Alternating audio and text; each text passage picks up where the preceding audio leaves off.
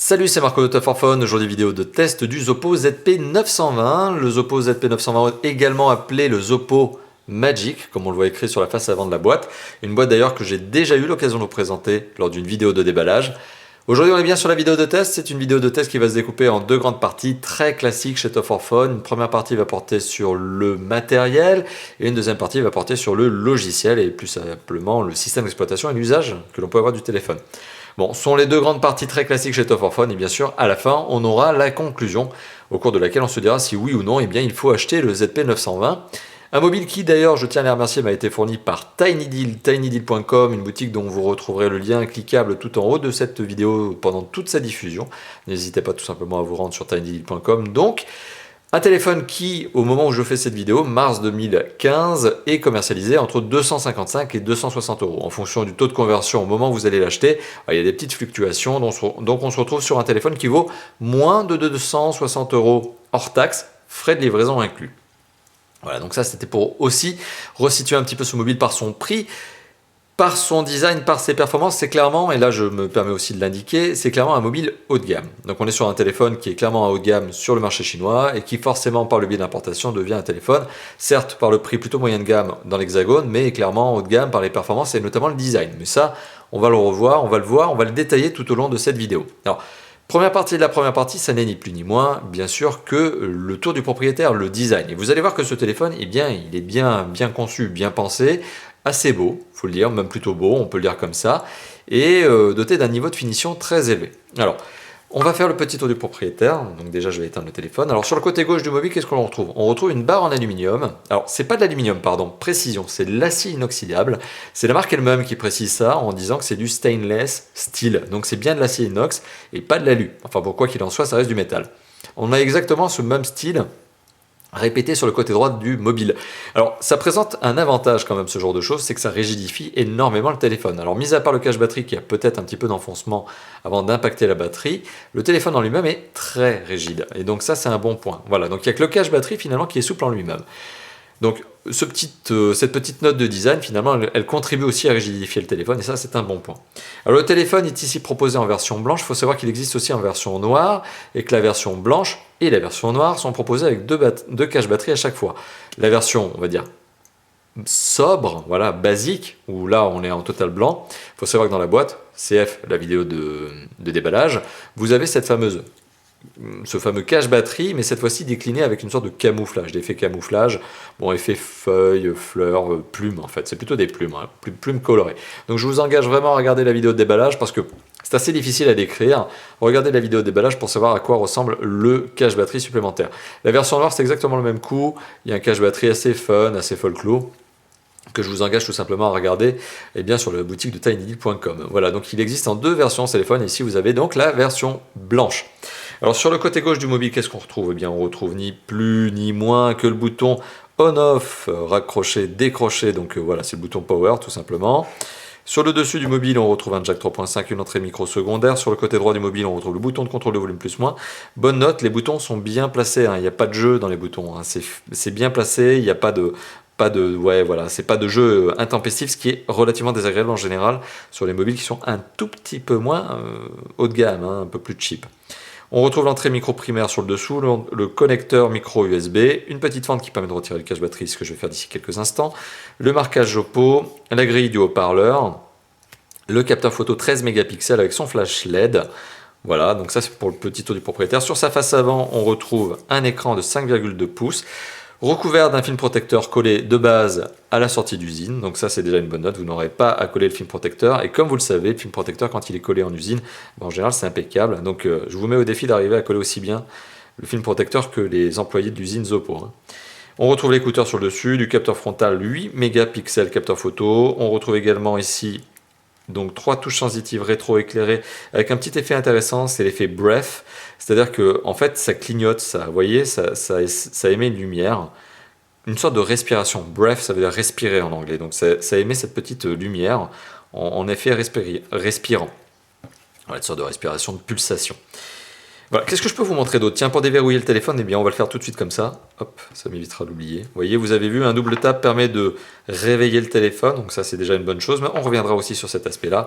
Et on peut également tracer des lettres, tout tout simplement pour déverrouiller le téléphone sur une fonctionnalité en particulier. Ici, par exemple, j'ai fait le C, la lettre C pour déverrouiller sur l'appareil photo, mais ça c'est configurable et je reviendrai là-dessus tout au long de cette vidéo. Voilà, donc tour du propriétaire, assez sympathique, prise en main tout à fait acceptable. On est sur un téléphone qui, malgré un écran de 5,2 pouces, reste bien optimisé au niveau de ses dimensions. Donc on est sur un téléphone qui fait 14,5 cm de long, qui fait 7,3 cm de large et qui fait 9 mm d'épaisseur. Le tout pour un poids raisonnable de 150 grammes. Donc ça reste tout à fait dans la bonne norme. Voilà, donc ça c'était pour le tour du propriétaire, mon avis positif sur le design. On est sur quelque chose qui est très sympa, très bon niveau de finition. Au niveau de l'image, alors c'est le deuxième point de cette première partie matérielle. Au niveau de l'image, on est donc sur un écran de 5,2 pouces. C'est un écran IPS donc qui offre de bons angles de vision.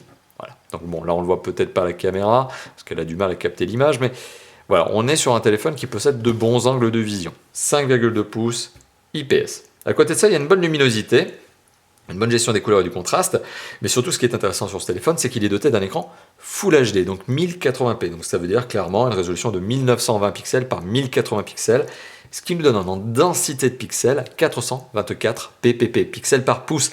Donc une image très nette, une image très belle, comme je vais vous la montrer à l'instant avec une petite vidéo. Alors, j'ai téléchargé un player qui s'appelle VLC, c'est pas mal, mais c'est pas installé par défaut, mais bon, c'est un player gratuit, donc tant mieux. Pourquoi ne pas en profiter?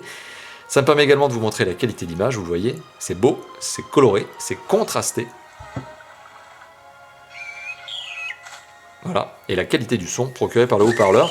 Le son procuré par le haut-parleur est de bonne qualité également, plutôt puissant, faut le dire, plutôt puissant, mais forcément, comme il vient de l'arrière du mobile, quand vous posez le téléphone sur une table, vous le savez, le son devient étouffé, ce qui est le cas ici. Alors pour vous le faire entendre, regardez bien, enfin écoutez bien, là j'étouffe volontairement le son, voilà. Ça sera plus flagrant d'ici quelques instants lorsque je mettrai une petite musique. Donc belle qualité d'image, 1080p, Full HD, avec une très belle densité de pixels. Alors, Epic Citadel, cette fameuse application qui me permet de vous montrer, ou en tout cas de valoriser le nombre d'images affichées par seconde. Alors pour le coup, je ne vais pas la laisser tourner en entier parce que c'est très long. Par contre, ce que je vais faire, c'est vous donner le score qu'Epic Citadel me donne sur ce téléphone en mode haute qualité, donc c'est-à-dire vraiment au maximum du maximum. Alors désolé pour les reflets, je vois que la caméra se reflète dans l'écran du téléphone. Bon, je suis encore en train de régler un petit peu la configuration de tournage, mon setup. D'ailleurs, je vous ferai une vidéo un jour là-dessus, mais je suis encore en train de régler le setup et donc forcément vous voyez des reflets dans le téléphone. Bon, désolé pour ça, mais bon, dans l'absolu, ça ne nuit pas non plus et bien au test en lui-même, c'est-à-dire que mon propos ne change pas. C'est simplement dans les sombres, vous voyez la caméra qui se reflète. Voilà. Alors, on y va. Donc ça, c'est juste pour vous montrer un petit peu ce que donne la qualité d'image avec Epic Citadel. Epic Citadel, c'est une démo de jeu 3D, vous le savez. Voyez, vous avez vu, c'est beau, c'est fluide. Le score moyen procuré par Epic Citadel sur ce téléphone en mode haute qualité, 40 images par seconde. Sur un écran Full HD, c'est vraiment pas mal. Ça assure, vous le voyez, une image fluide. Fluide, il n'y a pas de problème là-dessus. D'ailleurs, une image tellement fluide que ça mérite même d'aller sur Asphalt 8 pour vous faire un petit test tout simplement de la fluidité d'image avec un jeu 3D.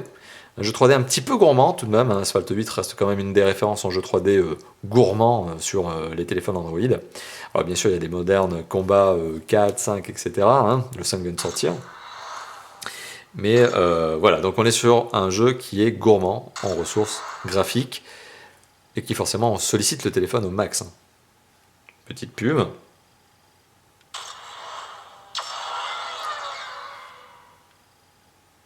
Alors désolé aussi pour le fait d'avoir coupé la musique dans Asphalt 8. Vous le savez, elle est soumise à des droits d'auteur et YouTube étant ce qu'il est, il n'aime pas les musiques soumises à des droits d'auteur dont vous n'avez pas les droits. Jusqu'à là, ça reste encore logique.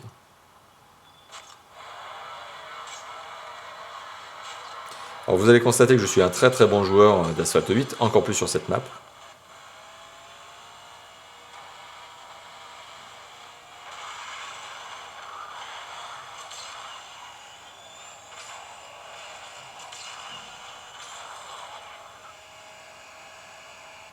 Voilà, il faudrait peut-être tourner aussi un petit peu à un moment donné dans le jeu.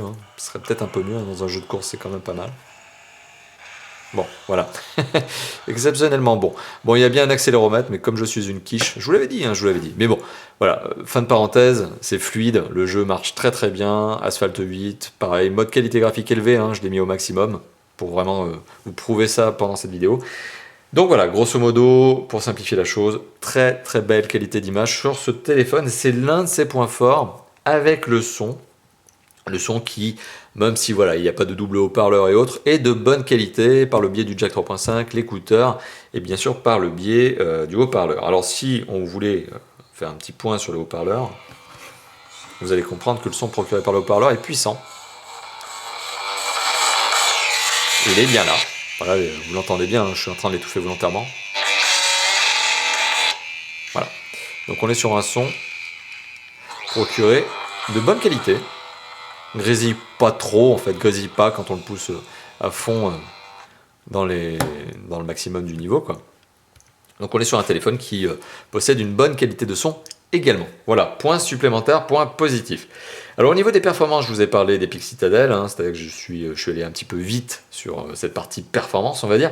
Reste quand même qu'il y a Antutu qui permet de valoriser le score, les performances d'un téléphone par le biais d'un scoring. Bon, ici on est sur Antutu version 5, peut-être un peu plus généreuse que ce que l'était la version 4 notamment, et on obtient un téléphone qui est doté donc d'un score, enfin en tout cas on est sur un téléphone qui est doté d'un score de 41 273 points, donc on va arrondir à 41 300 points. Donc c'est écrit non-verified score, tout simplement parce qu'il n'y a pas suffisamment de gens qui ont testé ce téléphone avec Antutu pour valoriser, pour certifier que le score est un vrai score. Bon, voilà. Après, je doute que le constructeur s'amuse à faire n'importe quoi sur ce téléphone et à cheater justement le score et à faire n'importe quoi comme bidouille. Bah, de toute façon, c'est un score qui est élevé, mais qui est lié aussi à des composants qui sont très sympathiques, hein. On est sur un processeur 8 cœurs, 1,7 GHz, donc c'est un Mediatek, hein, très classique forcément, puisqu'on est sur un téléphone chinois. Bon, très rares sont les processeurs Qualcomm sur des téléphones chinois, donc on est sur un Mediatek MT6752. On a aussi, et ça c'est une bonne note supplémentaire, 2 Go de mémoire vive, 2 Go de RAM, donc très bon point supplémentaire. Exit le sempiternel et usé 1 Go de RAM, donc on a bien 2 Go de RAM sur ce téléphone. Et à côté de ça, enfin, bonne nouvelle, on a un processeur graphique qui est un Mali 760 MP2. Donc là, ça aussi, ça nous change du fameux Mali 400 MP qui est usé comme pas possible et que l'on avait assez de voir dans des téléphones parce que justement, il était vraiment trop vieux, voire même obsolète. Là, on est sur un téléphone qui est doté d'un très bon processeur graphique et de suffisamment de mémoire vive pour tourner et faire fonctionner tous les multitâches sans jamais avoir de problème. À côté de ça, on a de la mémoire de stockage, bien sûr, 16 Go de mémoire de stockage revendiquée par le constructeur. Mais bon, vous le savez, forcément, quand on allume le téléphone pour la première fois, les 16 Go ont tendance à disparaître et on se retrouve finalement avec 12,7 Go de mémoire de stockage interne exploitable par l'utilisateur. C'est ce que l'on voit notamment ici sur l'écran. Ah, hop, si on revient sur le gestionnaire de fichiers, voilà, vous voyez, il y a 12,7 Go de mémoire disponible lors du premier démarrage, 9,35 puisque bon, bah forcément, j'ai déjà installé des jeux et des applications et des MP3 et de la vidéo. Voilà. À côté de ça, vous avez quand même un emplacement micro SD, bonne note, qui vous permet d'ajouter jusqu'à 64 Go de mémoire supplémentaire. Donc voilà, on a suffisamment de mémoire de base, c'est déjà un bon point, mais vous avez quand même la possibilité d'ajouter une micro SD si nécessaire. Alors je vous avais dit que je vous montrerai le cache batterie, que je l'enlèverai. Alors tout ça pourquoi? Pour vous montrer plusieurs petites choses, notamment les 2 emplacements de carte SIM, parce que mobile chinois oblige, on a bien 2 emplacements de carte SIM, format micro, hein, pas mini, pas nano, mais micro, c'est le format intermédiaire, hein, celui qui est apparu avec l'iPhone 4. Et on a bien le format de la carte micro SD ici, donc jusqu'à 64 Go de mémoire supplémentaire, et la batterie sur laquelle je reviendrai tout à l'heure lorsque je parlerai de l'autonomie. Voilà, donc hop, on reclipse très facilement le cache batterie, pas de problème là-dessus, aussi facilement qu'on peut l'enlever. Bien sûr, je vous rassure, il ne s'enlève pas tout seul, quand même, il y a des limites. Voilà, donc une fois qu'il est bien clipsé, il est bien maintenu, mais il y a quand même ce petit jeu, comme je vous l'évoquais tout à l'heure lorsque j'ai fait le tour du propriétaire, il y a quand même ce petit jeu là, ce petit enfoncement au niveau du cache batterie arrière avec la batterie, parce qu'il y a quand même un petit écart entre les deux. C'est pas très gênant parce que finalement tout le reste du mobile est rigide, mais bon, là il y a une petite mollesse, une petite souplesse à l'arrière du mobile, un peu effet Samsung Galaxy S3, hein, on s'en souvient, S3, S4, ils avaient également ce problème. Voilà, donc pour ne citer que des mobiles haut de gamme d'ailleurs. La connectivité, donc je vous ai montré les deux cartes SIM. Oui, c'est un dual SIM. C'est un dual SIM standby. Là, encore une fois de plus, rien de très étonnant. C'est devenu un grand classique que d'avoir un double SIM sur un téléphone chinois. Et standby, c'est normal parce que les non-standby, c'est-à-dire les actives qui permettent de gérer deux appels en même temps sur chacune des cartes SIM, ça, c'est devenu très très rare, voire même aujourd'hui quasiment, on peut le dire, introuvable, quoi. Voilà, donc c'est du dual SIM standby. Vous recevez un appel sur une carte SIM, vous recevez un deuxième appel sur l'autre, et bien on a un des deux de toute façon qui va passer sur le répondeur parce que le téléphone ne peut pas décrocher les deux lignes en même temps. Par contre, ce qu'il y a de bien avec ce téléphone, c'est qu'il s'agit d'un vrai téléphone chinois doté de la vraie 3G française et de la vraie 4G française. Pour une fois, ça fait plaisir parce que c'est très très rare des téléphones chinois qui sont adaptés notamment au reste du monde et en particulier en ce qui nous concerne au marché hexagonal. Puisqu'on est sur un téléphone 3G ici qui est doté des fréquences 900 et 2100 MHz, indispensable pour l'exploitation totale de toutes les couvertures, de toute la couverture réseau, pardon. Et on est aussi sur un téléphone 4G, et ça encore une fois de plus c'est un bon point supplémentaire, et qui est 4G avec toutes les fréquences 800, 1900 et 2600 MHz. Donc on a toutes les fréquences, que ce soit en 3G et en 4G, forcément 4G, 3G dit forcément que ce téléphone est 2G, donc vous avez de la 2G, de la 3G, de la 4G parfaitement exploitable sur le marché européen et plus précisément pour nous hexagonal, donc la France. Au niveau de la connectivité complémentaire, qu'est-ce qu'on en a d'autre? Bien sûr, on a du Wi-Fi A, B, G, NAC, donc on est sur un téléphone haut de gamme, hein. On a toutes les connectivités nécessaires, Bluetooth 4.0, AGPS, GLONASS, BDS. Il faut savoir qu'il y a 3 réseaux de satellites au monde. Il y a le réseau américain, GPS, il y a le réseau russe, GLONASS, et il y a le réseau chinois qui s'appelle BDS, et donc ce téléphone utilise les 3 réseaux de satellites mondiaux.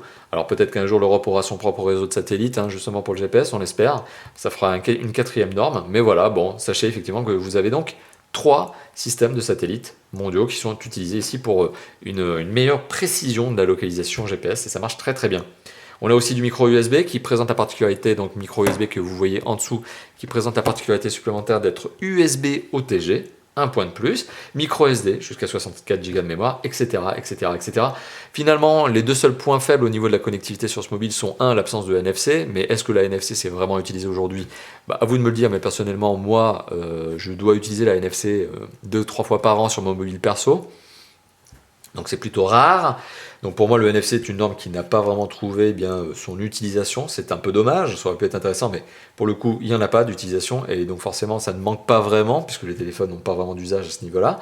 Donc ça, c'est la première chose. La deuxième chose qui était un peu dommage, mais ça, c'est lié à un téléphone chinois oblige, c'est que ce téléphone n'est pas doté d'une certification DAS, c'est-à-dire qu'il n'a pas passé les certifications DAS indispensable à une commercialisation en Europe. Donc soyez vigilants sur ce point-là, puisque c'est un téléphone que vous allez jouer en import, forcément, mais qui n'a pas passé les normes DAS.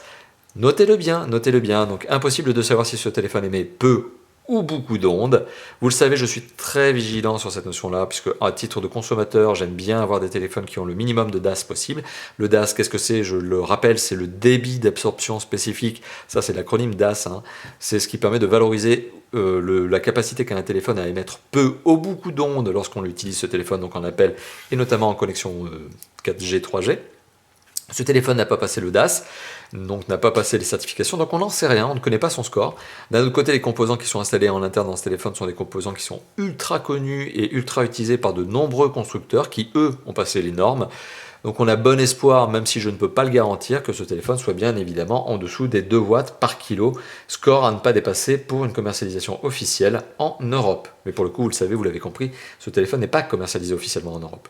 Bon, ça c'était la petite parenthèse supplémentaire. Donc, on vient de finir la partie matérielle, un téléphone qui présente bien, qui a de très belles performances, qui est très bien doté, hein, voilà, qui a des bons composants, pardon, très bel écran, très bel écran Full HD, hein, avec une très belle densité de pixels.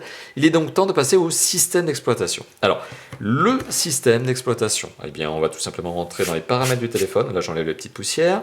Donc on va rentrer dans les paramètres du téléphone et vous allez constater que, là vous le voyez tout de suite, on est sur un Android très classique, hein, forcément, et on est sur un Android 4.4.4 KitKat, encore tout aussi classique, notamment sur le téléphone chinois, sachant que, et vous l'avez compris, on est sur un téléphone doté d'un processeur Mediatek, on est en mars 2015 lorsque je fais cette vidéo, et les téléphones dotés de processeurs Mediatek en 2015, mars 2015, n'ont pas encore accès à la mise à jour Android 5.0. Tout simplement parce que les drivers de processeurs Mediatek ne sont pas utilisés, ne sont pas utilisables encore pour la mise à jour 5.0, en tout cas à ma connaissance. Donc pour le reste, voilà, vous l'avez compris, on est donc sur un système d'exploitation qui est Android 4.4.4 KitKat, donc c'est la dernière version, on va dire, avant la 5.0.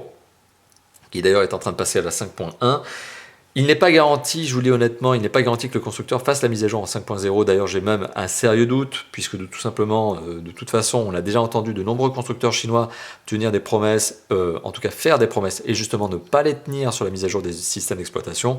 Bon, ici au moins, on a l'avantage d'avoir un constructeur qui s'appelle Zoppo, qui est pas un petit constructeur, hein, c'est un bon gros constructeur chinois très connu, qui fait du volume, hein, qui construit beaucoup de mobiles, et qui ne s'amuse pas à dire n'importe quoi. Et donc on n'a aucune garantie, tout simplement, de toute façon, le constructeur ne s'est pas engagé à faire la mise à jour en 5.0.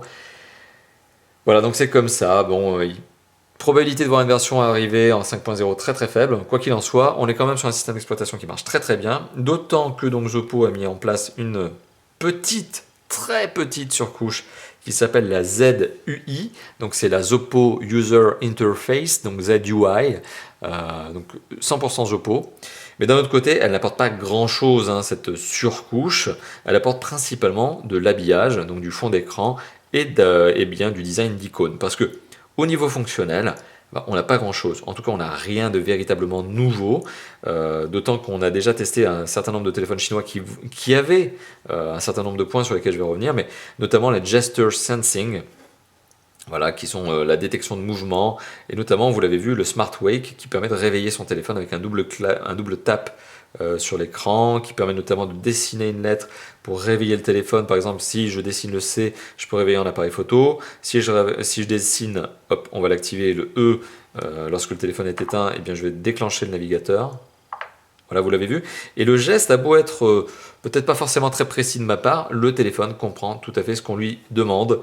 Donc voilà, un bon point, hein, vraiment un bon point à ce niveau-là. C'est pas spécifique, faut être franc, c'est pas spécifique Zoppo. Cette fameuse gestion des gestes n'est pas spécifique Zoppo, hein. J'ai déjà eu l'occasion de tester de nombreux téléphones chinois sur l'année 2014 et début 2015 pour vous montrer de nombreuses fois ce genre de choses, mais d'un autre côté, ça marche à merveille. Et voilà. Et donc parmi toutes les applications que l'on peut avoir sur ce téléphone, il y a bien évidemment le navigateur internet que je viens de vous montrer, bien évidemment les SMS, les appels, les MMS, etc. Et tout ça fonctionne comme d'habitude sur un téléphone Android, donc je ne vais pas m'attarder. Ça marche très bien, rien à redire là-dessus. Voilà, donc c'était pour le système d'exploitation. Certes, on n'est pas sur de la grosse surcouche, d'un autre côté au moins, ça ne pénalise pas les performances du téléphone. Et sur un téléphone que l'on achète principalement pour des performances, c'est toujours une bonne note. Alors, hop, on va sortir de là, on va arriver maintenant à l'usage de ce téléphone et notamment à la partie appareil photo. Alors il faut savoir que le constructeur revendique que le capteur photo de ce ZP920 est un capteur photo donc de 13 mégapixels, ça je veux bien le croire, et qui est un capteur photo Sony. Ça pour le coup je ne m'avance pas, parce qu'on a déjà entendu de nombreux constructeurs s'avancer sur ce point-là et ne jamais tenir leurs engagements là aussi. Bon, il faut savoir que c'est un 13 mégapixels doté d'un flash LED qui marche très bien, bonne note, hein. Alors je veux bien concevoir que c'est un capteur photo Sony, pourquoi pas, parce que la qualité des photos qui est prise avec ce téléphone est de très bon niveau. Voilà, donc d'ailleurs vous retrouverez un échantillon de la photo prise avec ce téléphone. Voilà. L'autofocus est assez précis. Voilà, et une fois qu'il se positionne, il papillonne pas, il fait pas n'importe quoi. Donc là aussi c'est un bon point. Donc on a un bon autofocus, un bon capteur de 13,1 mégapixels qui marche très bien. Le capteur photo frontal c'est un 8 mégapixels. Donc là hop, on va prendre la caméra, vous la voyez. Photo de la caméra, on y va. Alors là aussi c'est efficace. Bon, pour le coup, bien sûr vous l'imaginez, il n'y a pas d'autofocus sur un capteur photo frontal comme ça.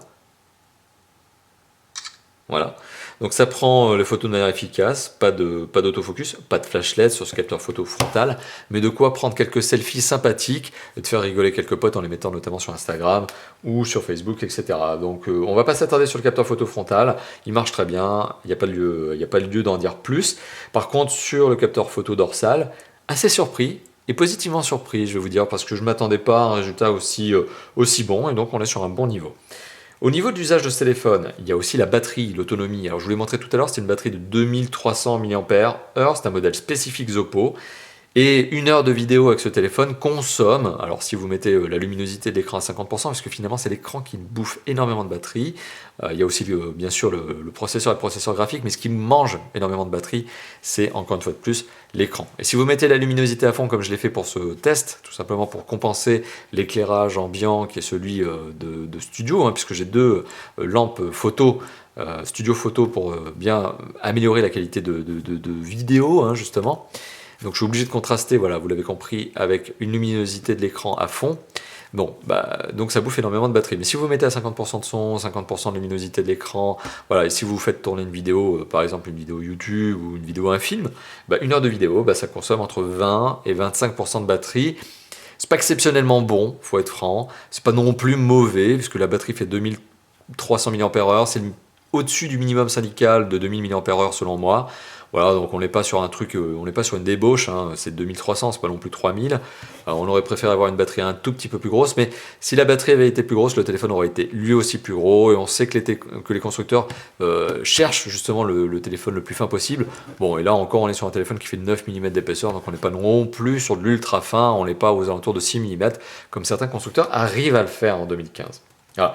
Donc conclusion finalement, petite parenthèse supplémentaire sur la partie usage avant que l'on arrive à la conclusion.